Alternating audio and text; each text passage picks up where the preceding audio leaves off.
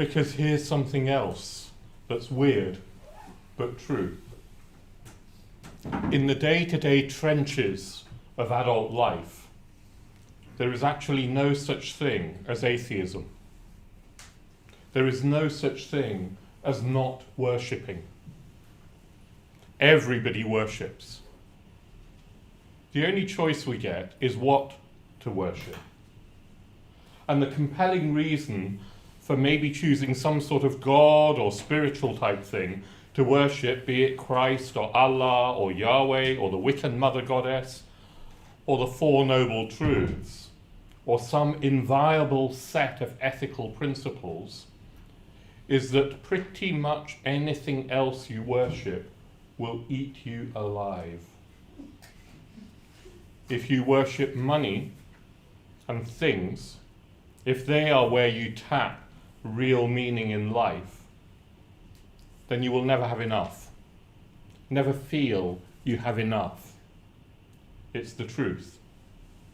Worship your body and beauty and sexual allure, and you will always feel ugly. And when time and age start showing, you will die a million deaths before they finally plant you.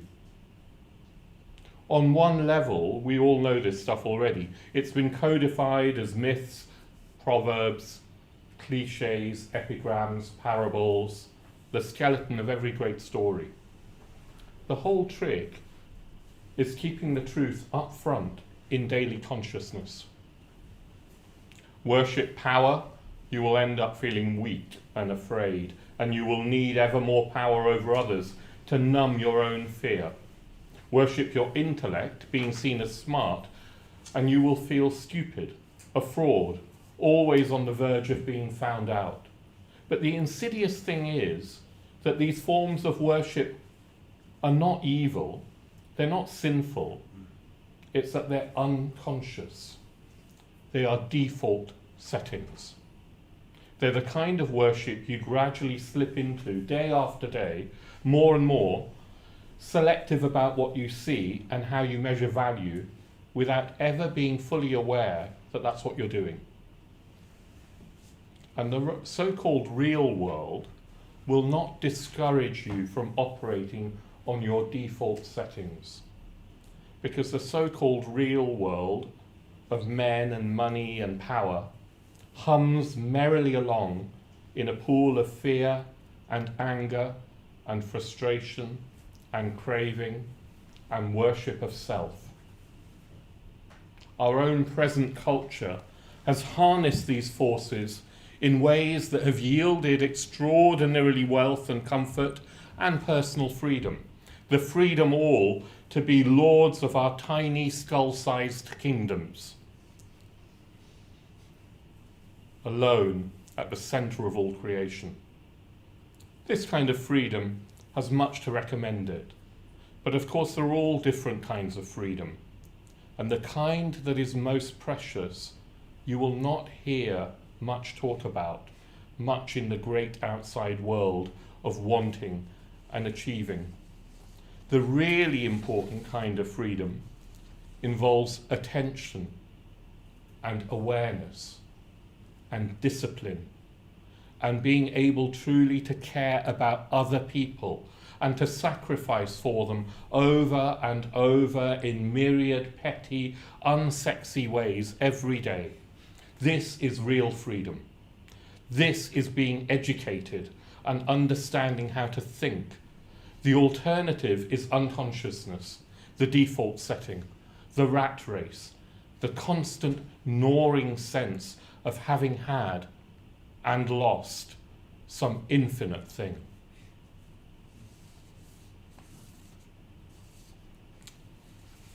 So they're the words of the writer and thinker David Foster Wallace, the American writer who was giving an address to some students graduating, I think at Kenyon College in 2005. And in America you have this tradition of a speaker giving what they call a commencement address commencement meaning the commencing of the rest of their lives as adults in the world. And David Foster Wallace, who died tragically young, gave this address that was later published in some essays called "This is Water." And I just wanted to start with those words from somebody who isn't a Buddhist, wasn't a Buddhist, talking about how we all worship, and the only thing that we get is what we worship, what we choose to worship, which feels to me very much like the Buddha saying that we all go for refuge to something. We're all going for refuge to something. Going for refuge is a traditional way of talking about where we seek our security, our happiness, where we sort of ground, where we look for our sense of fulfillment in life. And David Foster Wallace is saying the default settings don't work. Yeah, they really don't work. And the Buddha said something very, very similar in very different language, that the default settings of seeking money, wealth, power, status, material comfort, in a way satisfaction of our sense desires doesn't work as a strategy for long-term fulfillment in life. And in fact, it can backfire. In fact, it usually does end up backfiring in a very, very catastrophic, sometimes catastrophic, I guess sometimes just gradually more painful way. And the Buddha talked in terms of the language of going for refuge. And traditionally, as a Buddhist, what you do is you go for refuge, not to money, to status, to power, to sexual allure, to sense gratification. You go for refuge to transcendental truths, like the truths that Surya was talking about truth, goodness and beauty, that come to us from the ancient classical Greek tradition. In Buddhism, you go for refuge to the Buddha, the Dharma and the Sangha, the enlightened one, the potential that we have for a transcendental realization, for a transcendental consciousness, a whole new type of consciousness that is our own potential, you could say even our birthright, symbolized by the Buddha becoming enlightened 2,500 years ago, the first being, according to Buddhism, that achieved and realized and transformed himself through this transcendental consciousness. That is our own potential. The Dharma, the teaching of the Buddha, but also the Dharma as reality itself. Reality isn't this sense world that we experience through sight, sound, smell, taste, touch, and our rational mind. There's something else going on that's more than that. Of course, it includes this sense world, but it's much more than that. There's a depth to reality, or height to reality, that our senses, our ordinary senses, and our ordinary rational minds don't pick up, but the heart intuits, or a deeper part of our mind intuits that there's something more. The Dharma is that more. And then the Sangha as the community of disciples of the Buddha, the community of people who are practicing the teachings the Buddha gave. And particularly the community of those that have realized something of that transcendental essence of the enlightened mind. So I think even if you don't think in terms of the traditional three jewels of the Buddha, Dharma and Sangha, what's so important is to contact that sense that I'm sure all of us have from time to time, that there has to be something more. There has to be something more than this material phenomenal world with whatever the senses can grasp at. There has to be something more. I think children often know that. They know that, don't they? Well, children live sometimes in this imaginal space where there is this sense world, but their imaginal world is just as real. I've got a 5-year-old great nephew, Dhruv, and when I gave him his birthday present last birthday, well, I would have chosen something that I thought a 5-year-old should have. I don't know, some beautifully crafted wooden toy that was going to last a lifetime. He chose this cheap kind of plastic shield and this cape made of plastic nothing, and this mask that was Captain America. Yeah. And he put it on very excitedly, and he became Captain America, ridding the world of all the baddies. And we immersed ourselves for a good hour in playing, well, I was the baddie, all sorts of baddies, and he rid the world of me, to his glee, really. Children live in that sort of imaginal, sort of slightly liminal space. We lose it sometimes as adults. As a child, I remember it very vividly. I think I had maybe a very active, sometimes an overactive imagination. I think as a 7-year-old, possibly around 7, I invented my own deity. I didn't really believe in religion. Well, I don't know what I believed, actually, as a 7-year-old. My family were a Hindu family, but I wasn't particularly brought up practicing. But I invented this deity.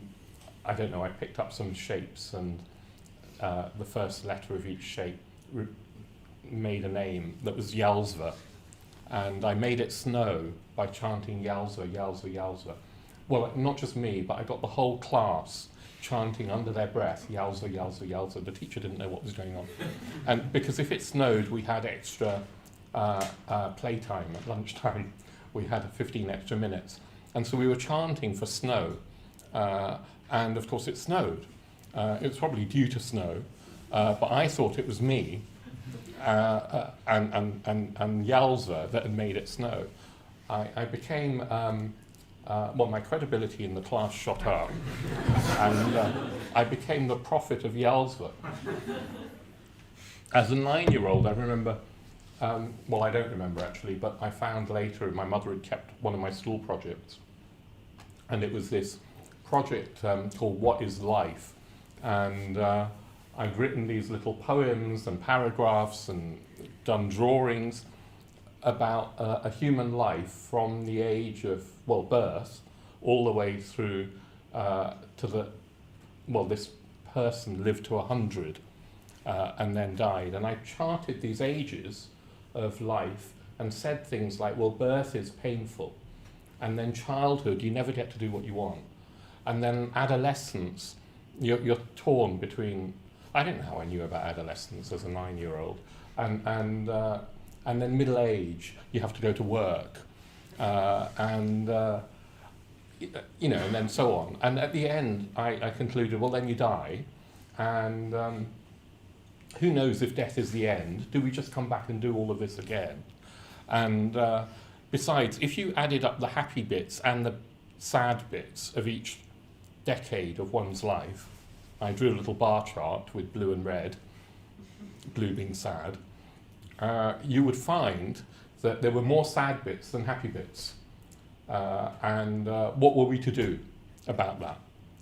And I just got a tick at the end of the project, with probably this kind of bemused teacher thinking, I've got this existentially unhinged 9-year-old. But I always knew that I was onto something, that there was more, and the adults around me didn't seem to sort of have some knowledge of that. I managed to hang on to that sense through most of my teens, sort of exacerbated perhaps by my father dying when I was 11. And I was old enough to then question what was life for if it could be snuffed out. so suddenly. And I didn't know the answer, but I did know that it wasn't about money, because my father had worked really hard to try and provide for us, and we'd managed to get, I don't know, a car and a fridge and a phone and things that you did in those days, and then he died. And it couldn't have been about that. It couldn't have been about this thing called mortgages or houses or holidays. And I couldn't understand why the adults around me in my extended family weren't questioning why they were still going to work. Why would you go to work when you could just die? And I knew instinctively that there was more, and I didn't know what that was. I had a sense also, well, I would have some psychic communication with my dad after his death, and I knew that I was in touch with a consciousness beyond, well, it was still him, beyond his death. I didn't tell anybody because I was 11 and it was a secret ritual that I had in communicating with him. But I also knew that death wasn't the end. And then there was this question, well, if death wasn't the end, I knew I didn't have the whole picture. I had a segment of what was going on, but maybe there was a before birth life and an after death life. So if that was the case, then what was this segment for? What was its meaning in that bigger context? So they were questions that were there in my teenage years, and eventually, by the time I was maybe about 16, maybe earlier, I decided that Buddhism had the answers, because I couldn't believe in a creator God. And I read a couple of books on Buddhism. Actually, they were completely incomprehensible to me. I had no idea what Buddhism was, but I liked to call myself a Buddhist because it was cool, and I would spout Zen nonsense to anybody that was willing to listen to me. So that was my sort of teenage years. I did other things, but that was a strand through my teens. This sense, this intuitive sense that there's more to life, is the beginnings of what Buddhism calls Shraddha. It's the beginnings of faith.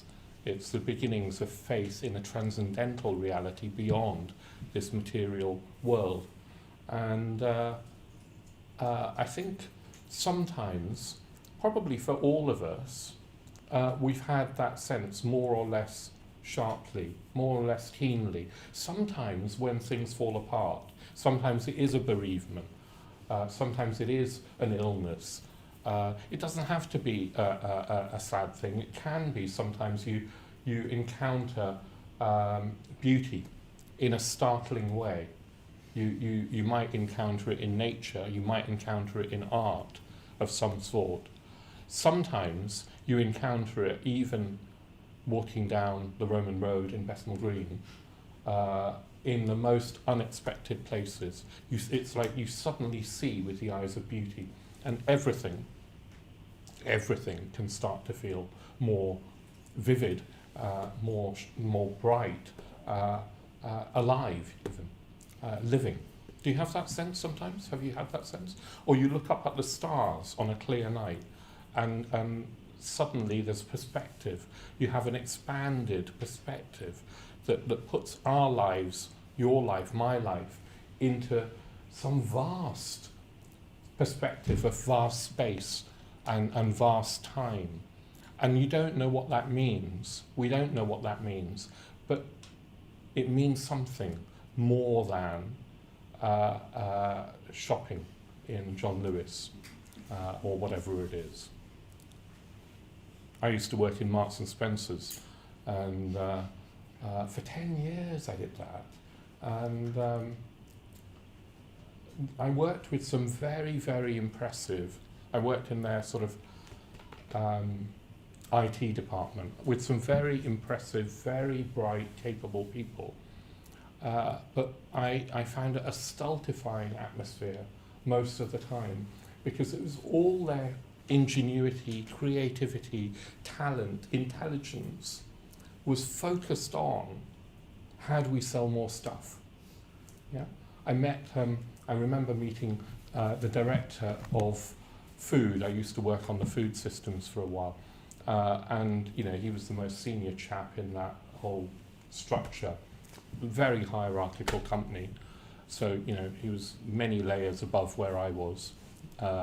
Anyway, I don't know why, I was having lunch with him and some other people, and he was saying, don't you just love it when you come in on a Monday morning? He said, the first thing I want to know is how many strawberries did we sell over the weekend? And I was like, oh my God, I don't care how many strawberries. And I never want to care how many strawberries. And I knew at that point that I was going to have to leave. Maybe not immediately, but one day I was not going to be able to stay in such a narrow, stultifying environment, no matter how well paid I was or how creative the people that I worked with were. In the Pali Canon, when people come across the Buddha, he often, often they come across him, or sometimes he goes out to them, and there's lots and lots of records of him teaching, and they're all different types of people. Young people, old people, men, women, poor people, farmers, wealthy people, kings, princes, queens, people with leprosy, beggars, prostitutes, all sorts of people. And they asked for teachings. And in the Pali Canon, time and time again, maybe it's the teaching, maybe it's the teaching coupled with the presence of the enlightened mind, the sheer presence of the Buddha, something opens up in them. It's like something of their heart opens, their mind opens. They glimpse a reality beyond the senses. And in the scriptures, there's sort of stock phrases that they use. Of course, it can't have been like that. But in the scriptures, what's happened, what they say, is that they're overwhelmed with wonder and happiness and gratitude, and they say, it is wonderful. It is like what was hidden has been revealed. What was hidden has been revealed. It's like what was lost has been found, or the Buddha has shown the way to one who was lost. It's like bringing a lamp into the darkness, and now I can see. It's like something that was overturned has been set upright, made to stand the right way round. It's like I got everything upside down in my life, and now I can see the right way round. They're overwhelmed with this experience. It's not just a heart experience or a head experience, it's a total experience. It's an existential waking up. And then the very next thing they say is, I go for refuge to the Buddha. I go for refuge to the Dharma. I go for refuge to the Sangha. Please accept me as one who has gone for refuge. Please accept me as one of your disciples. It's very, very beautiful. Sometimes they use other similes. The Buddha himself used similes to describe his enlightenment, what it was like to be enlightened or become enlightened. And he said it was like being freed from prison. It was like he'd been in prison all his life, but not knowing that he was in prison. And then somebody had let him out. He'd been freed suddenly. And the relief of that was immense. Or it was like somebody carrying a heavy burden on their back all their life, not knowing that they were wandering around with this heavy burden on their back. And then they'd put it down. And the lightness, the joy, again, the relief is incredible. And what he's saying is that we can put that burden down. We can walk out of that prison. We're not different in principle, in potential, to a Buddha. So the first going for refuge, the first people that went for refuge, were fortunate enough to do that in the presence of the Buddha. For us, he's not physically present anymore. He's not physically present. But the enlightened mind doesn't disappear with the death of the body. Actually, our consciousness won't disappear with the death of our body. The enlightened mind was never identified with this physical form. It transcended space and time and form. So the physical, the absence of a physical body doesn't mean that we can't open up to the enlightened mind. But we'll need a faculty other than the 5 physical senses to open up to the enlightened mind. We'll need our imaginal faculty. In the meditation in the first half, what I was encouraging us to do is open to the presence of the Buddha, open to the presence of the enlightened mind. And that's that sort of way of opening is something that we can train. We can train that faculty to tune into this frequency of the enlightened mind. It's always there. There's lots of things actually in reality that are always there. We don't see radio waves, for example. There are mobile phone frequencies, even if you've got your phone off, which I hope you have. There are mobile phone frequencies just travelling all the way right through this room and through us. Texts being sent, probably. We don't tune into that. We don't tune into anything that our senses, our very limited senses, can't pick up.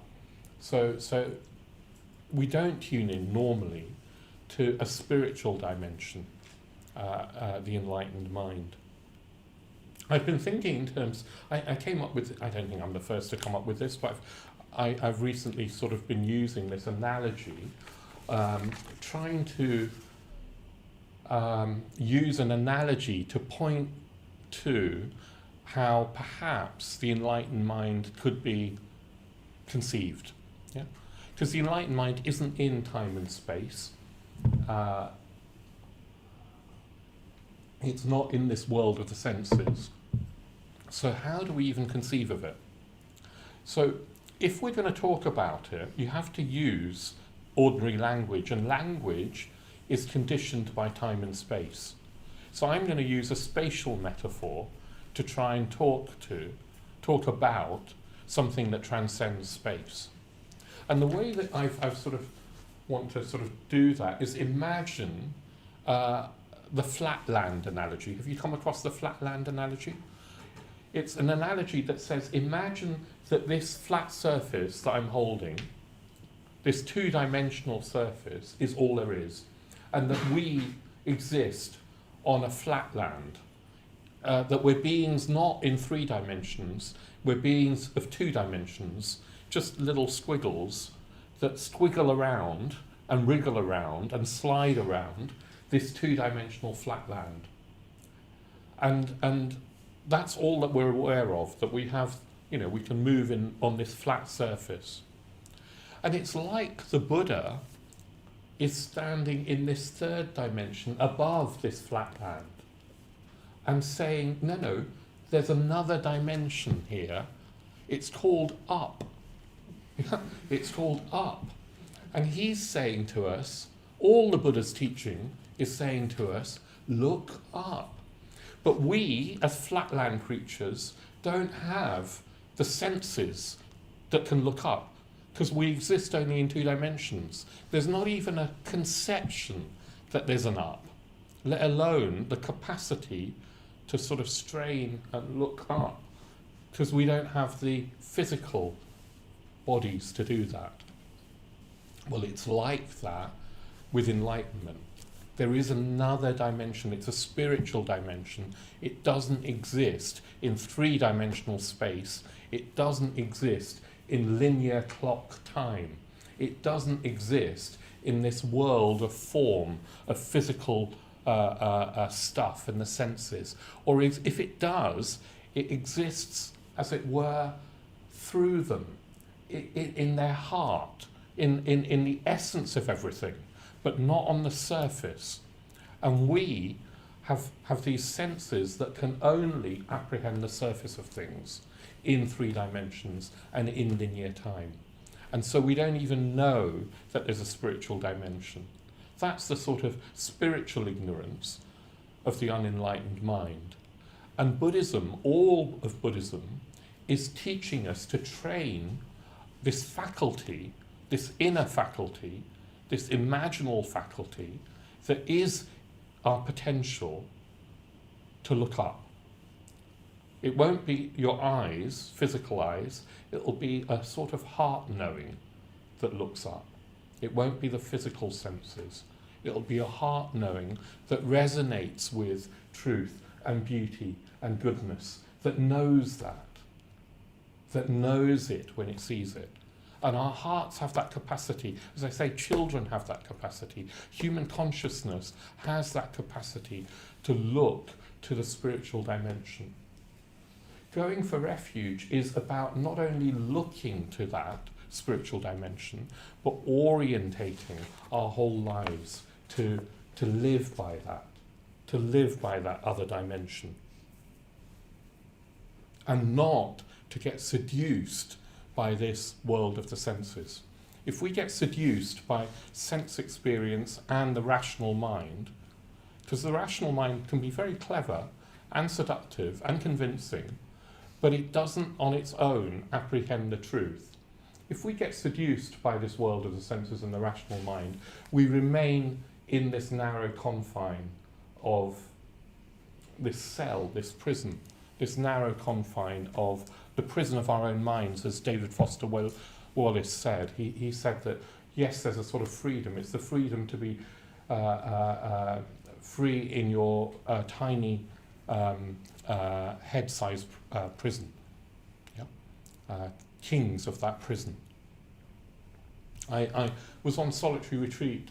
I try and do a solitary retreat every year, but a few years ago, in 2018, I did a long solitary retreat in the mountains of Spain. We have a retreat centre in southern Spain in the Sierra Aitana Mountains. Very beautiful, about 900 metres, 1,000 metres maybe above sea level, sort of above Benidorm, but in another world. It's quite ironic actually that down below you have Benidorm, and then up in the mountains, sometimes above cloud level, you have this retreat centre, this beautiful valley.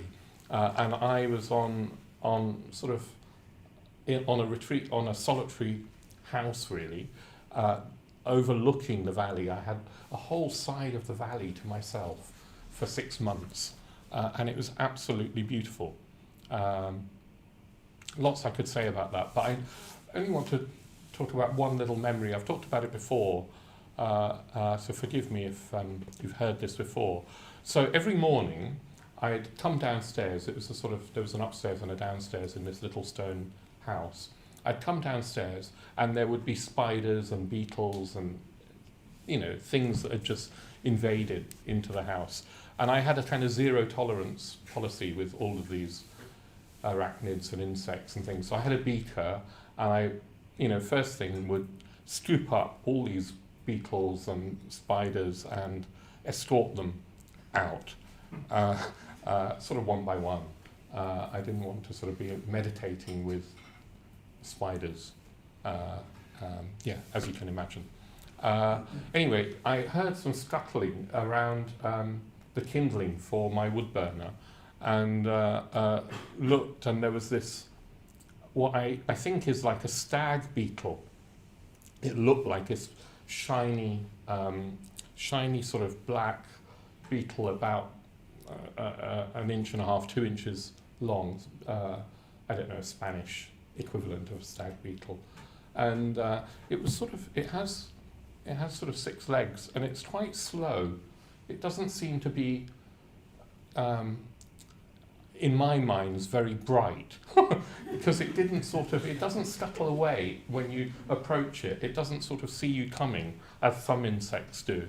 The spiders seemed very aware This didn't seem very aware, a bit clumsy, so it's quite easy to just scoop up into my plastic beaker. And as soon as I scooped it up, it was scared, I imagine, because it started sort of scuttling around, trying to climb the sides of the beaker, and couldn't. It kept slipping down. And I imagine it was a sort of scared for its life, So I was about to take it outside to put it in the grass when I noticed another one, also scuttling outside, around. So I scooped it up into the beaker with the first one. And as soon as I did that, they started mating. They started mating. They were completely still. Beetles, stag beetles, the Spanish version, they don't move when they mate. They're completely still, one on top of the other. And suddenly, all that fear, that dread, that they were in danger of their lives, had vanished. With this completely instinctive mating instinct. And, I carefully tipped them out onto the grass, trying not to disturb their mating. They didn't seem bothered in the least where they were, in the least. And I was just thinking to myself, isn't that like us? Isn't that like us, getting lost in the world of the senses, forgetting the existential situation that we're in, the fact that life is brief, that we don't know when it will end, we don't know how long we've got, how we'll die. All we know is that we will one day die, it will one day end, and if we have this sense of more, then this life is an opportunity to do something, and that can't be the career, the mortgage, the car, the holiday. I don't think it can even be limited to the partner, the family, or the lover, or the perfect partner. I don't think that is enough. It might be part of what fulfills you, but it's not enough. Yesterday I went to see Wuthering Heights. I've seen it, so you don't have to. So I'd recommend you don't waste your time and money. The greatest love story ever told, not. Anyway, I won't go on about Wuthering Heights. I mean, you have to make up your own mind. Read the book. The book is one of the most superb books, classical books there is. I don't know how Emily Bronte, as a young woman, could have conceived of. It's more like it's a gothic horror, not a romance. So I don't know what the film is doing, promoting it as a romance. They're not nice people. Anyway, I've stopped going on about Wuthering Heights and giving away. But fulfillment won't be found even in that perfect lover, which is what our culture so often tells us. It's that and money, or something akin to that.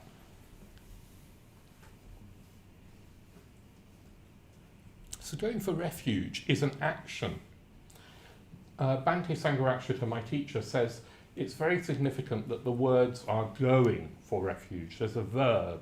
You go for refuge to the Buddha, Dharma and Sangha. You go for refuge to meaning, to truth, beauty and goodness, to a transcendental value.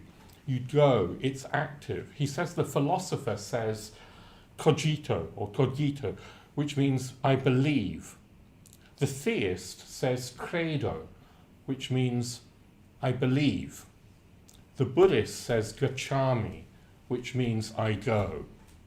So it's not a matter of thinking and believing, although thinking and believing might have their place. It's a matter in the end of what you do with your life, with your actions, with your body, with your speech, with your mind, how you spend your energy, your time, your place on this earth. it's about what you do, how you affect each other, how we affect our world around us. We go for refuge. And one of the really challenging things about going for refuge is that Buddhism puts responsibility for our minds, for our actions that spring from our minds, squarely back onto us. It says, look, we can't control much of what happens in life. We're not in control. In fact, to think we are is part of the spiritual ignorance. So we're not in control. What we are, though, is responsible. We're responsible for our responses to what happens in life. We're responsible for our own minds, for our own thoughts, our own volitions, and then the actions of speech and body that come from our minds. And Buddhism is uncompromisingly challenging about that. So sometimes I've met people who have had awful lives right from childhood. And it's not surprising that they have a tough time of living. Their start has been really awful. And they come to the Dharma and they get some help through meditation. And maybe even more, they learn about the value of ethics, of acting skillfully. And then they realize that that Buddhism means that you have to renounce blame. And it can be really challenging to renounce blame. Blame, particularly when you've suffered, particularly when other people have been harsh or unkind or cruel even. It's very hard to let go of this narrative of blame. Sometimes the blame is for ourselves. We blame ourselves as well as, or instead of, blaming others. Buddhism says either way, no matter how hard life has been, we have to learn to renounce blame, which means, not being sentimental, but it does mean learning how to forgive. It means learning how to love despite the unkindness, the injustice, the cruelty, the suffering that there is in the world. It means having a perspective that opens up beyond that. And sometimes that feels really hard, even impossible for us. And that's why we need this faculty that can open up to a transcendental love, to a transcendental beauty, as symbolized by the Buddha. Because we're not alone in this journey. Buddhism isn't just a grit your teeth and get through it kind of path. It's a path of, yes, it's a path of discipline and action, but it's also a path of opening up to beauty and to love and to meaning and to truth that is always there at this frequency that we're not always in touch with. So taking responsibility for ourselves is really difficult, and I'm not saying I'm not able to do that all the time. I can still get into narratives of blame, of ill will, of feeling hard done by, or whatever it is. Or I can get into narratives of, oh, it's all too difficult, I can't be bothered, which is another way of not taking responsibility, particularly in the mornings. When I'm lying in my warm bed and it's still dark outside and it's cold, I know that it's time to meditate. The rest of my community all get up at 6:30 and they all meditate in here, actually. They come down to the shrine room. I live up at the top of the building. And I tend to not do that. Well, not tend to. I just don't. And I meditate in my room, but that allows me to meditate later, and I don't have to clock in at work. So what's the harm in just having another lie-in? Yeah, And then what's the harm of looking at my phone while in bed and just reading the BBC News website? Well, the harm is it's not taking responsibility for my mind. It's not actually being wise about what I let into my mind. And it doesn't start my day off very well. Yeah.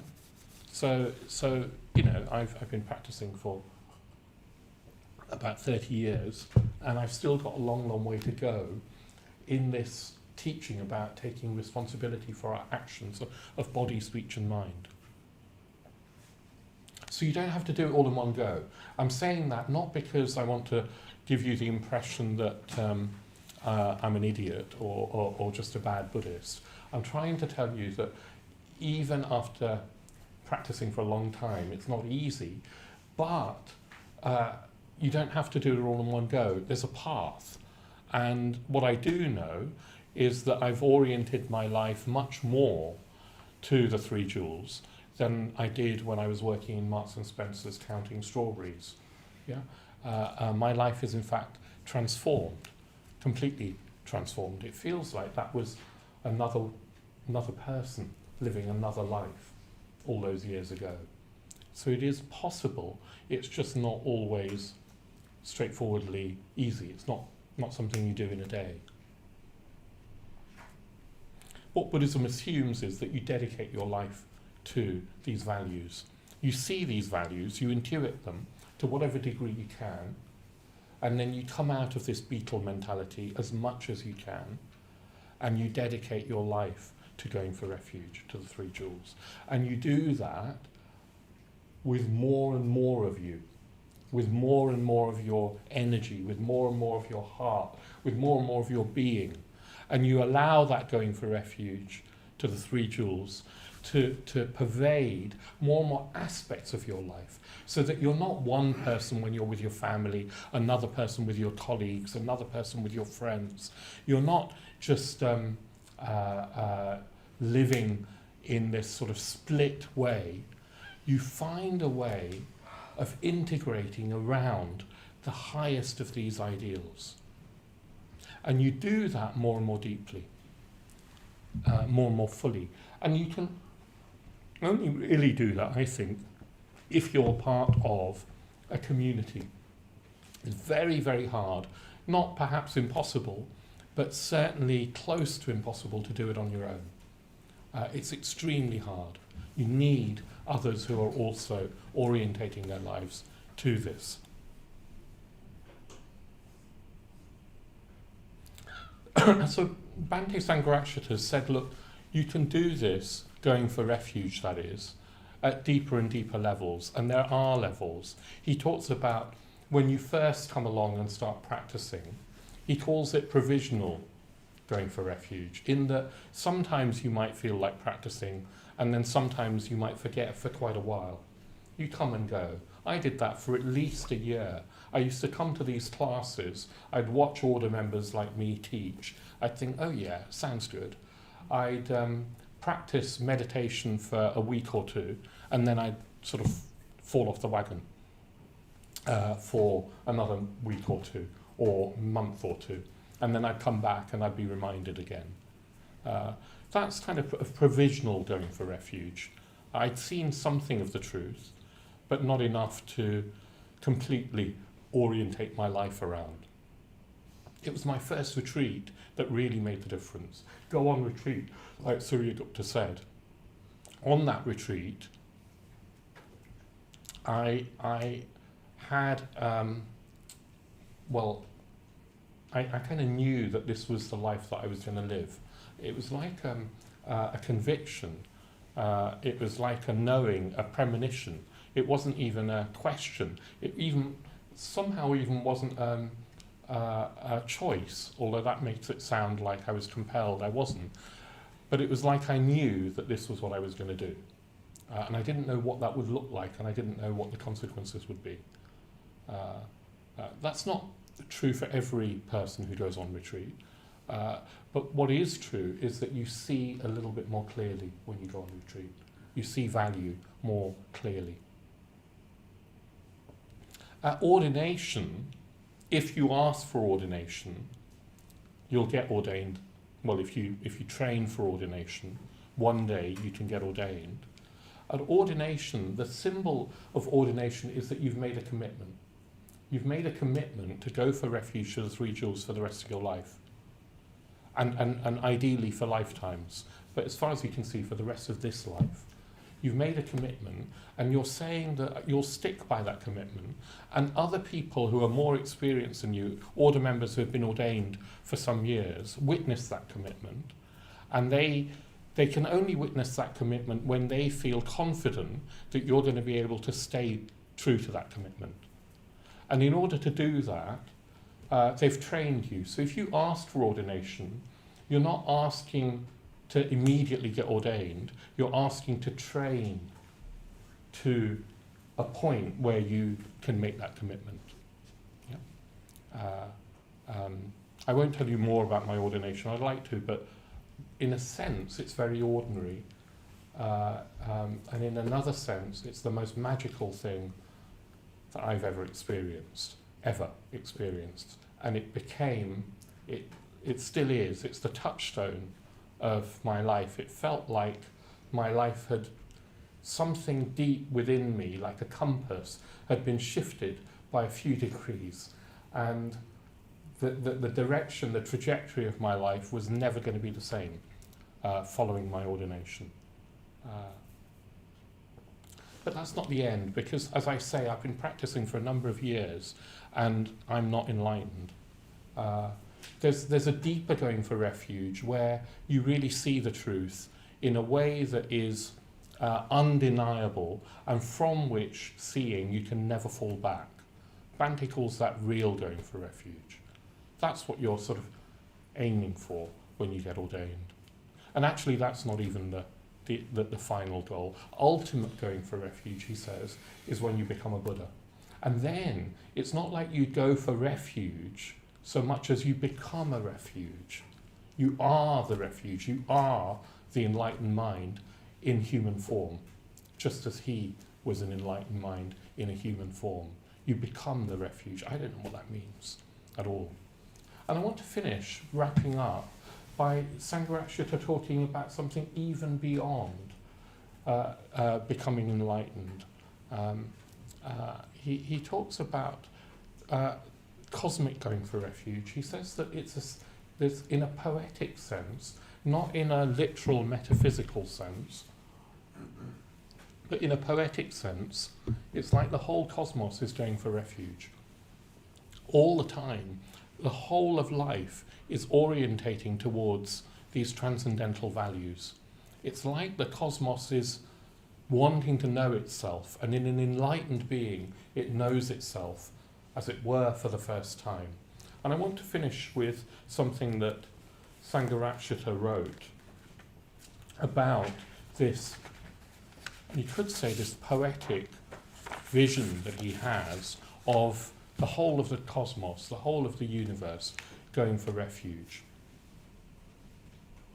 And it's this that I think we have to somehow, well, I find very inspiring, because if I remember this, then I feel that I am aligning myself to what life is really for.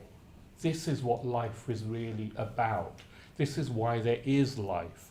This is the intuition that I think I had when I was a 9-year-old writing about the meaning of life. This is the intuition I had as that kid after his father's death, questioning what life was about. There was a sense in which there was meaning beyond even just my life. There was meaning in life itself. If one looks at the evolutionary process, what does one see? One sees a going for refuge, because each form of life aspires to develop into the higher form. It goes for refuge, as it were. Now this may sound impossibly poetic, but this is in fact what one sees. In human beings, the evolutionary process becomes conscious of itself. That's effective going for refuge. Through effective going for refuge, we're united with all living beings who also, in their own way, in their own degree, on their own level, in a sense, go for refuge. All living beings go for refuge. The flower goes for refuge. The trees go for refuge. The bird goes for refuge. I don't want to sentimentalize. I feel we're perilously near that, perhaps. So let's stop there and just say the cosmos goes for refuge. So I'll leave it there. Thank you.